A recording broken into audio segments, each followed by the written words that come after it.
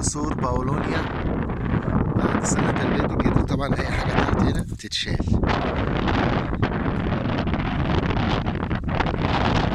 الورد يبانوا إنه أبيض، لكن هو أبيض وفي روز وخطين صفر. طبعا الصف اللي بره ده قطعناه 2 متر وربع، الصف اللي جوه نضفناه 2 متر وربع وسيبنا التاج اهو. ده كده سور باولونيا.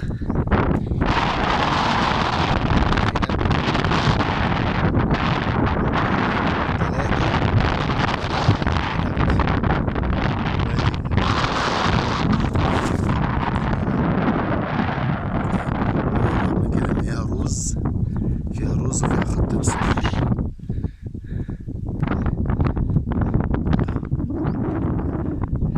كل سنة يتقل بقى، خطين الصفر دول يتقلوا واللون الروز ده يتقلوا والابيض يقل سنة عن سنة. يعني كل سنة لون الورد بتاع الباولونيا بيختلف عن السنة اللي قبلها. اولا الكمية بتزيد جدا جدا، ثانيا اللون بيختلف، تحس انها بتغمق لغاية ما تبقى كبيرة، تكبر بقى في العمر تلاقيها بنفسجي، تلاقي الوردة بنفسجي.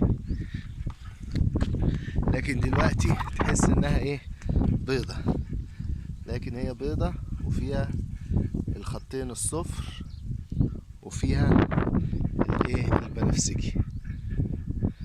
بدأت تنبت تاني.